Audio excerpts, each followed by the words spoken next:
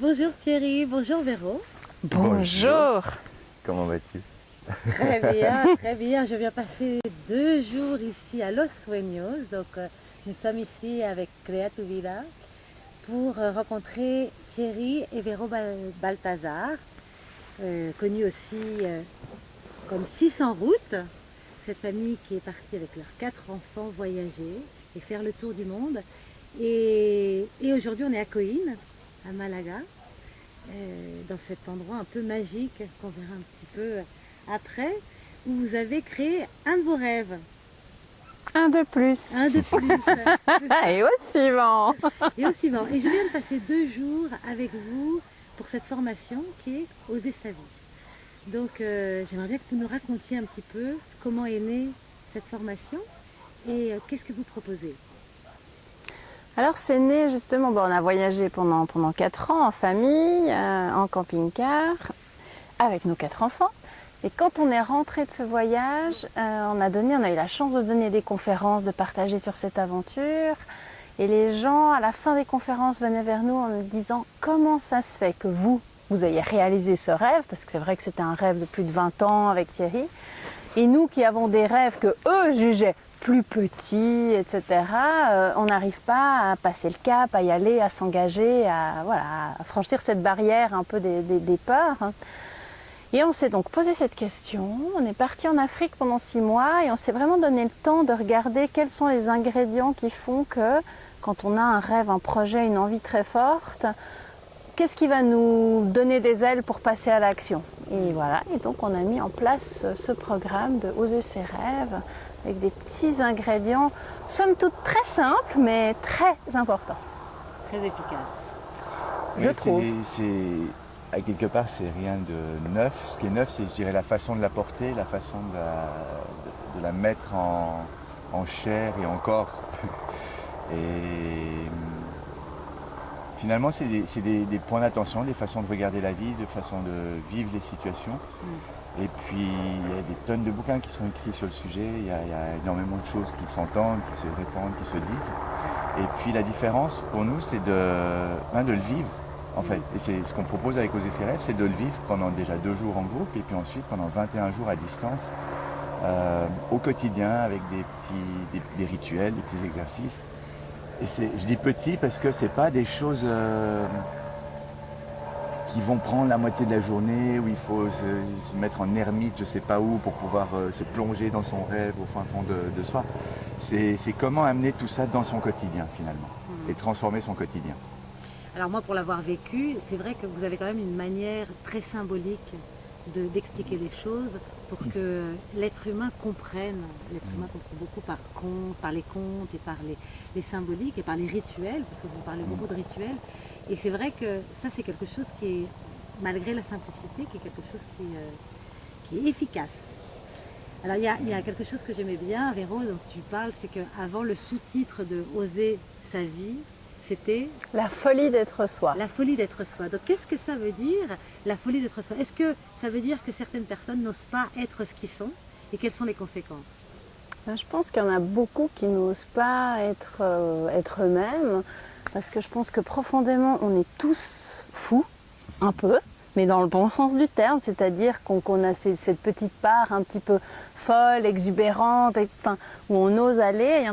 Il y a beaucoup de gens, je trouve, qui retiennent ça justement par peur du jugement, par peur de plein de choses. Le risque, c'est que les gens qui sont autour de nous vont connaître quelqu'un qui n'est pas nous. Et ça, c'est un petit peu dommage. C'est des cadeaux qui se perdent parce que c'est juste un vrai cadeau d'offrir aux gens la personne qu'on est vraiment. Parce qu'on est tous des génies, on est tous talentueux. Et si on fait de la rétention de bonnes choses, non, c'est pas joueur ça. Donc osons être fous. Osons aller au bout de qui on est. C'est cadeau. Ouais, ça aussi, ça se voit dans les gestes du quotidien. Il y a une flaque d'eau, je crève d'envie de sauter dedans puis faire plate parce que c'est amusant. Et on a tous, parfois, pas tous les jours, mais ça nous arrive. Qui le fait? De quoi j'aurais l'air? J'aurais l'air d'un fou. Donc c'était vraiment un peu cette idée-là aussi. C'était cette audace de faire ce qui vient. Juste parce que c'est de ce qu'on sent, de ce qui vient, de ce qu'on est, de ce qu'est la vie finalement. Et les conséquences d'être ce qu'on est, qu'est-ce que c'est?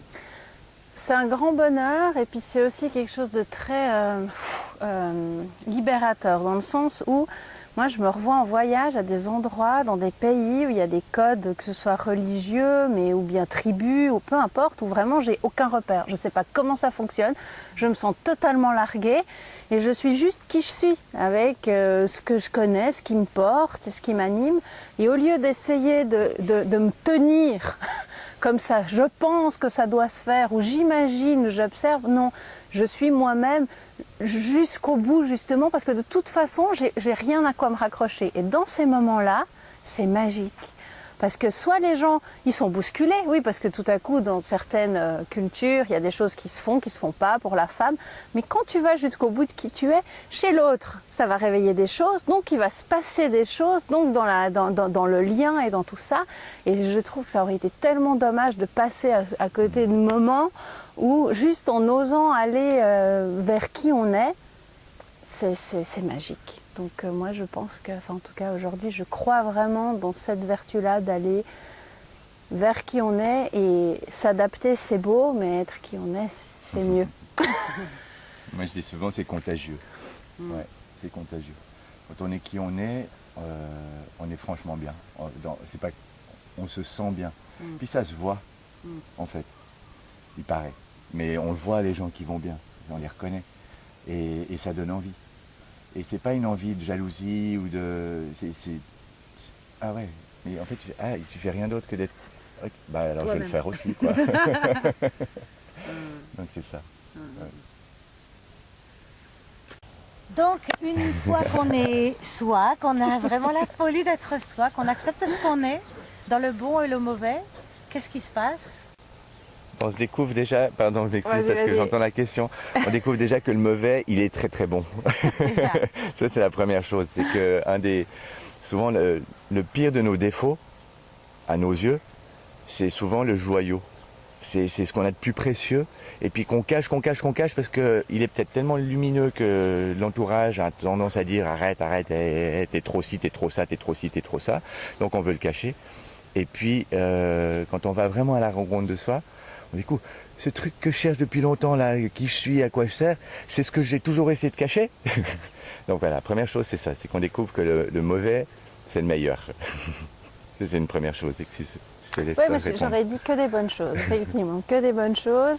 C'est un vrai cadeau qu'on offre à soi d'abord, de pouvoir prendre toute la place à laquelle on a droit, pleinement droit.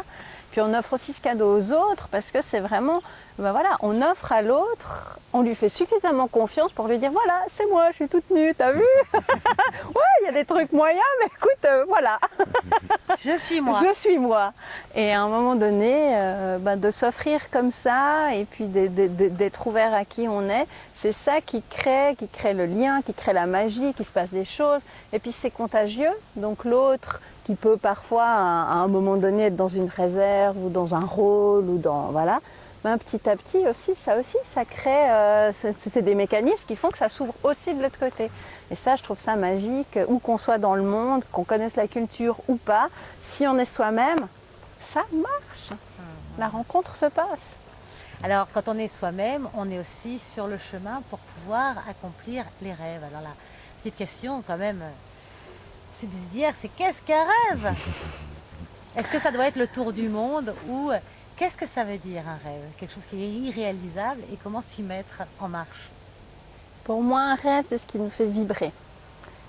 C'est quelque chose qui nous appelle, qui nous attire. On voit quelque chose au bout là-bas vraiment qui, waouh, ça, voilà, ça fait envie, c'est quelque chose qu'on sent aussi, c'est quelque chose qui nous fait du bien. C'est pas quelque chose, quand on y pense, c'est quelque chose qui nous libère, qui nous apaise. C'est pas quelque chose qui nous bloque et qui nous coupe le souffle.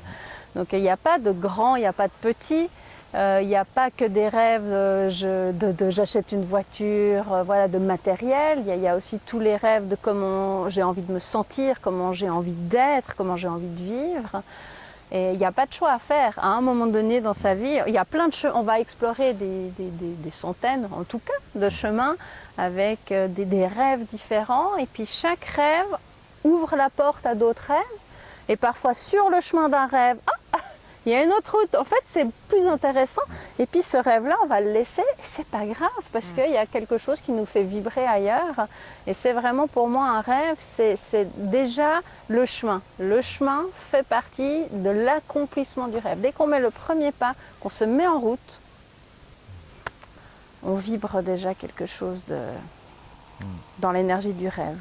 Oui, dans cette dimension, on le dit souvent par rapport au voyage, on dit l'important c'est pas la destination, c'est le chemin.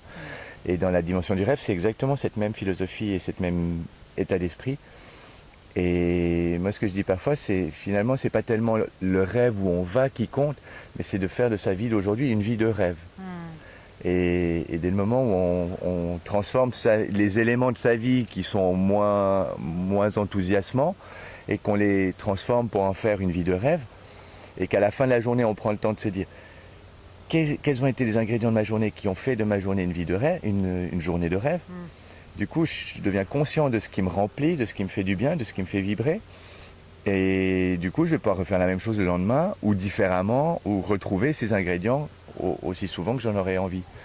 Donc c'est ça en fait un rêve. C'est pas un truc incroyable, irréalisable, et puis qui déçoit une fois qu'on l'a accompli parce que bah, ça y est, il n'y a plus rien à faire.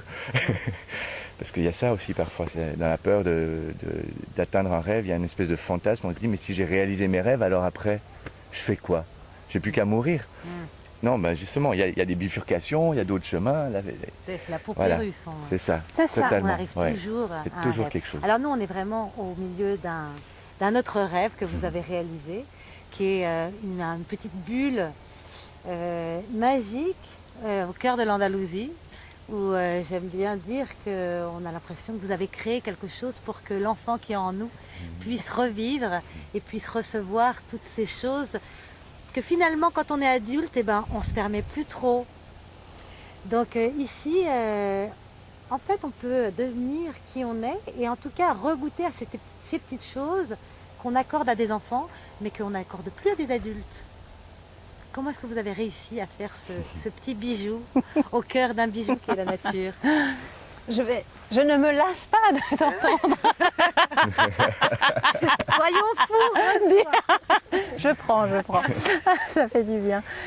C'était pas très conscient, enfin tout n'était pas très conscient. On a vraiment créé ce lieu en se disant, déjà quand on est arrivé, on a senti une vibration, une énergie très claire, très nette qui nous a dit, vous avez vu 60 pays, mais ici c'est bon, c'est bien, arrêtez-vous, il y a des trucs à faire. Ok, on écoute, il faut écouter.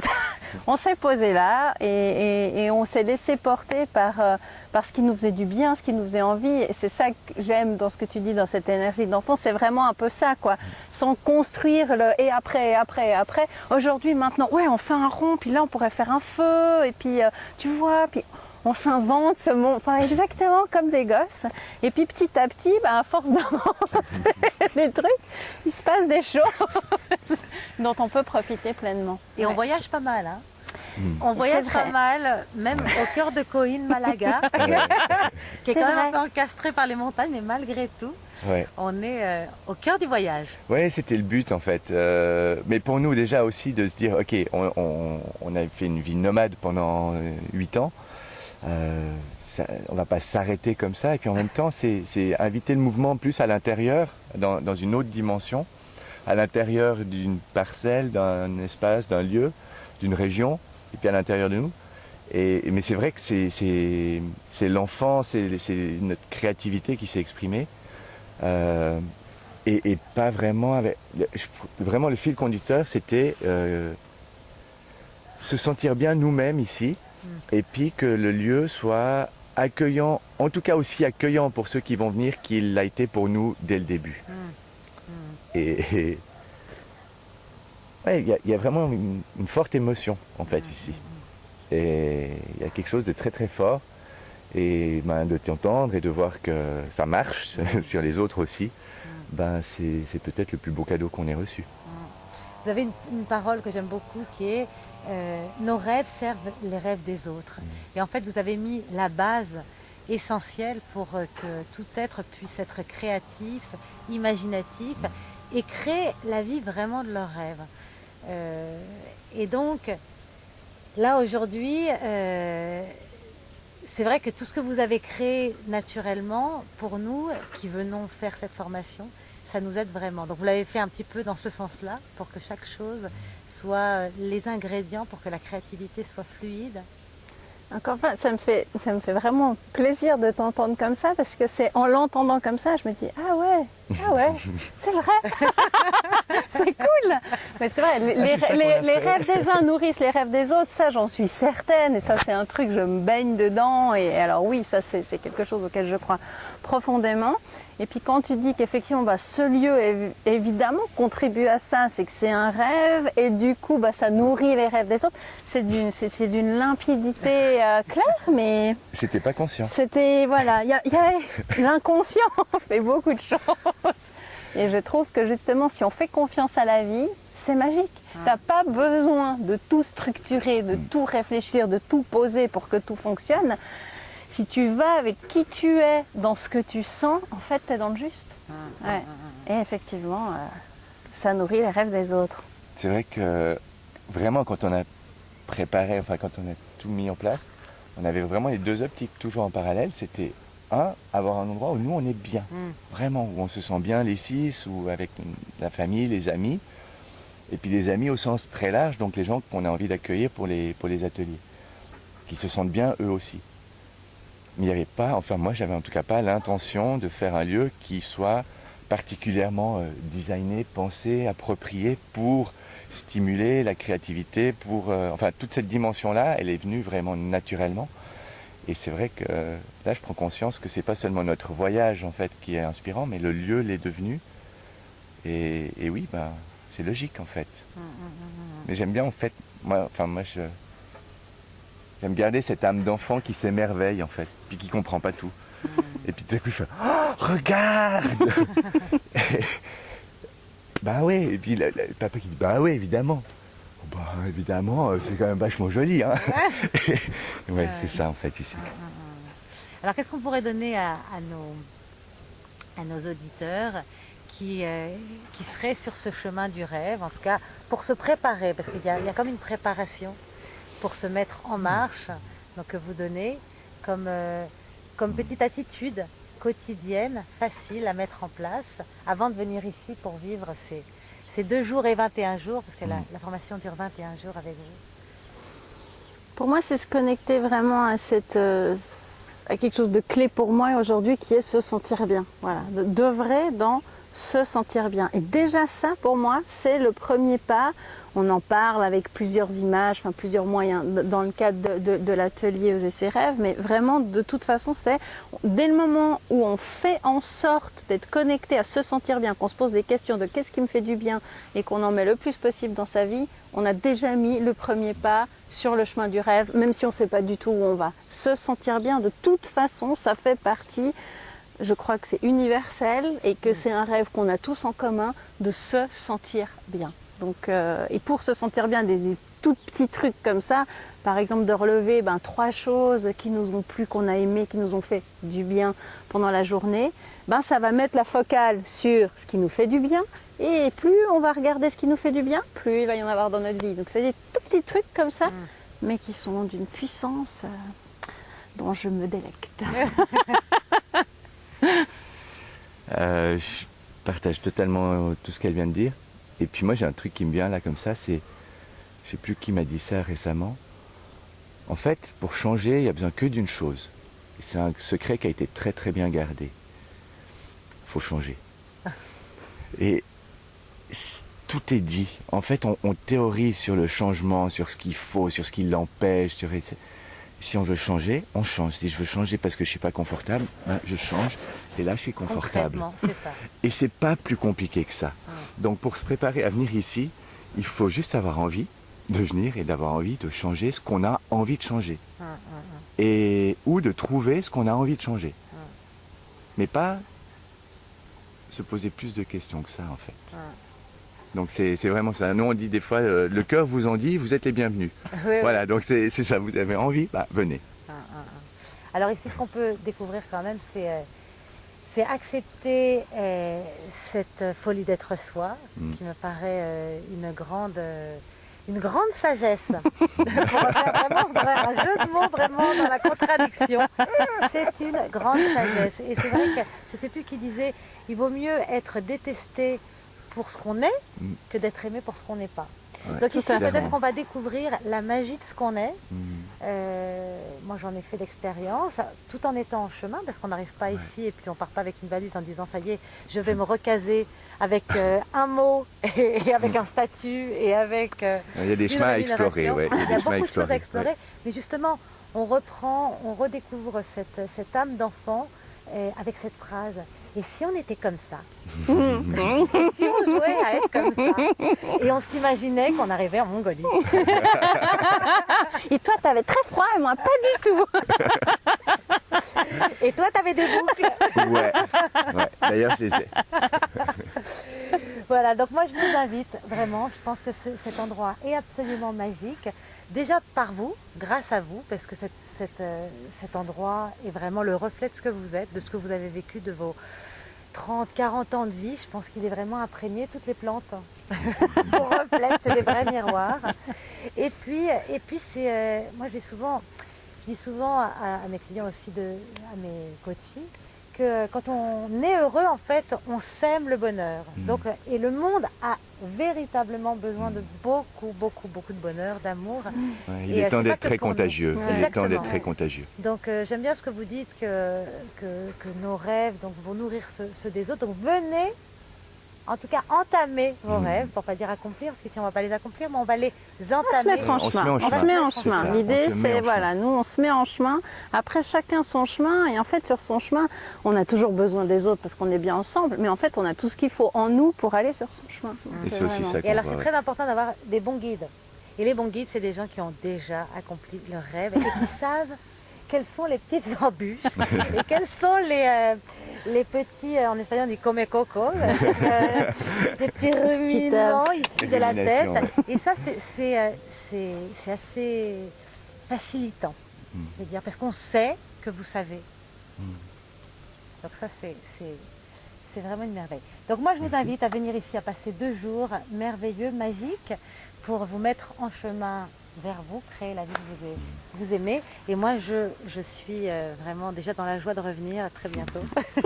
Merci, t'es la bienvenue, on se réjouit. Merci beaucoup. Merci à toi. Merci.